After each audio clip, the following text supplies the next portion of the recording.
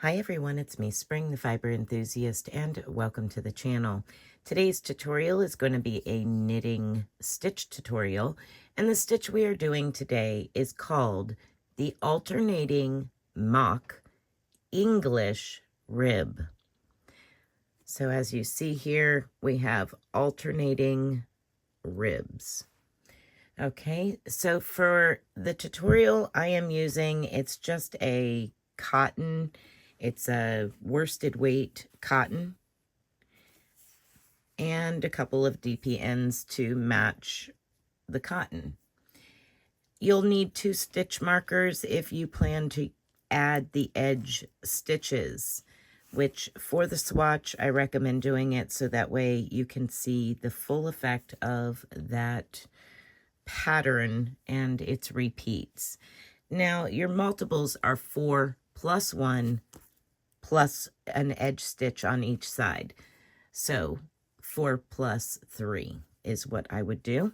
And as I'm casting on, I would put a stitch marker after the first stitch and before the last stitch.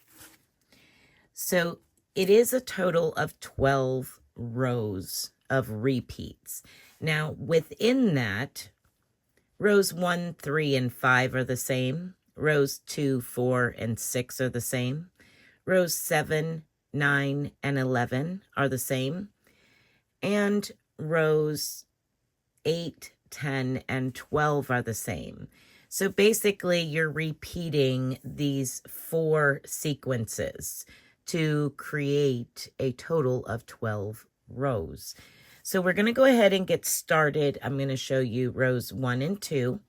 And then you will repeat those for 3 and 4 and 5 and 6. Then I'll come back and I'll show you rows 7 and 8. And you will repeat those for 7 and 8, 9 and 10, 11 and 12. All right, so let's go ahead and get started with row 1. So row 1, we're going to knit our edge stitch here.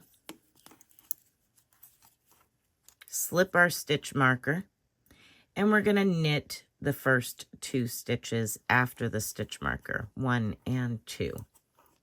Then we're going to purl the next 2. That is the sequence to the last 2 stitches. So knit 2, 1, 2, purl 2, 1, 2. Knit 2, 1, 2, purl 2, 1, and 2. You now have 1 stitch before your stitch marker and 1 stitch after your stitch marker. You're going to knit both stitches. Now, for myself, I have a total of 2, 4, 6, 8, 10, 12, 14, and 15 cast on stitches.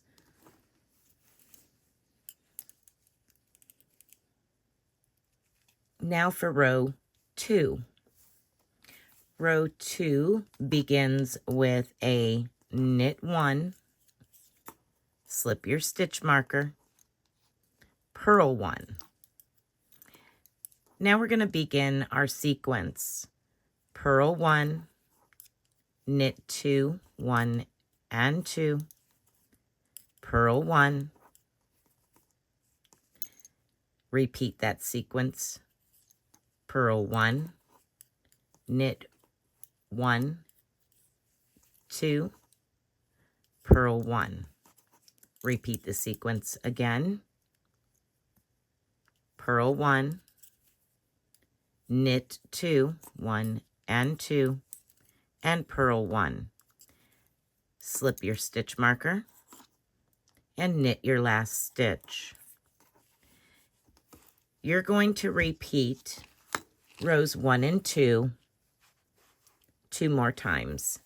So repeat 1 and 2 for 3 and 4 and 5 and 6. All of this will be down in the description box below.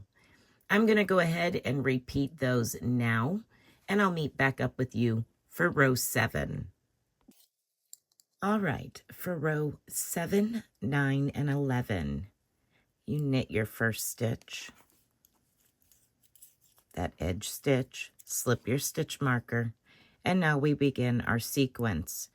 Purl 2, 1, and 2, and then knit 1 and 2. And you're going to repeat that until we are down to the last 2 stitches. So purl 2, knit 2,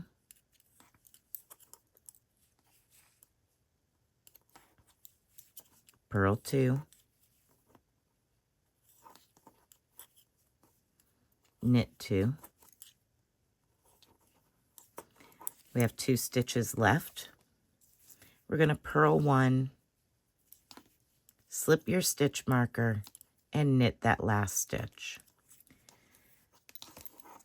Now for rows 8, 10, and 12, they are as followed. We're going to knit the first 2 stitches. So knit your edge stitch, slip your stitch marker, knit the next stitch, and now we begin our repeat sequence. Knit 1, purl 2, 1, and 2, knit 1. Now we're going to repeat that until we have 1 stitch remaining.